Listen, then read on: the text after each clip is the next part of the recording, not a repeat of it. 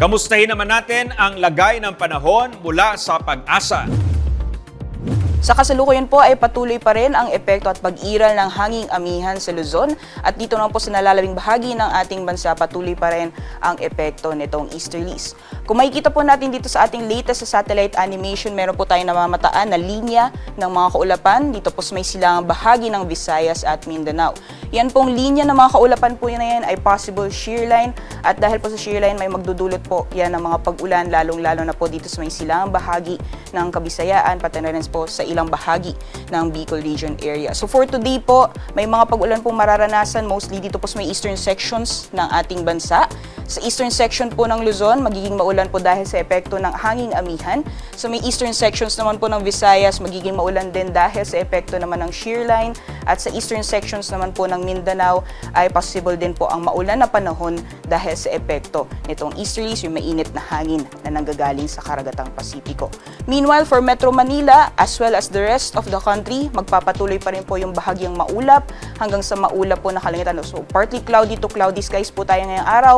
Kung may mga pag-ulan man ay dulot po ito ng mga isolated thunderstorms for Visayas and Mindanao at isolated po pulo-pulong mga mahihinang mga pag-ulan o mga pag-ambon sa nalalabing bahagi naman ng Luzon area. For now po, wala naman tayong binabantayan na LPE o bagyo sa loob at labas ng ating Philippine Area of Responsibility. Ngunit dahil po sa epekto ng shear line ay maaaring maranasan po yung maulan na panahon simula po ngayong araw hanggang sa darating na weekend sa malaking bahagi po ng Kabisayaan pati rin po sa may bahagi ng Bicol Region. So doble ingat po, especially sa mga kababayan po natin for areas ng Eastern Visayas at Bicol Region dahil yung mga pag-ulan po na yan ay posible pong magdulot ng mga pagbaha o pagguho ng lupa.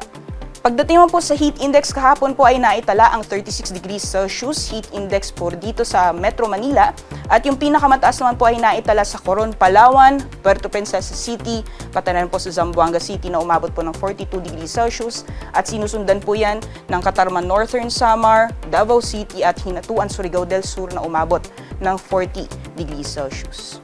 Sa forecast naman po natin ngayong araw, heat index values naman po dito sa Metro Manila ay maaaring umabot ng 36 hanggang 37 degrees Celsius at yung heat indices naman po for Coron, Palawan, Puerto Princesa City, Palawan, gayon din sa Zamboanga City, Zamboanga del Sur ay maaaring umabot po ng 42 degrees Celsius which is yung pinakamataas na possible na maitala ngayong araw sa buong bansa. Sinusundan po yan ng 40 degrees Celsius sa Dipolog, Zamboanga del Norte, pati na rin po sa Cotabato City, Maguindanao. Sa kalagayan naman po ng ating karagatan, may babala po tayo sa matataas na mga pag-alon or gale warning sa western seaboard or western coast ng Ilocos Norte at sa dagat baybayin po ng Ilocos Sur. So delikado pong pumalaot, lalong-lalo na po sa ating mga kababayan na may mga maliit na sakyang pandagat. At sa mga dagat baybayin naman po ng Central Luzon, pati na po yung eastern seaboards ng Southern Luzon, maaring maranasan po yung katamtaman hanggang sa maalon na karagatan. Kaya sa mga planong lumayag po ay iba yung pag-iingat lamang sa ngayong araw. Rhea Torres po, mula dito sa Pag-asa Weather Forecasting Center.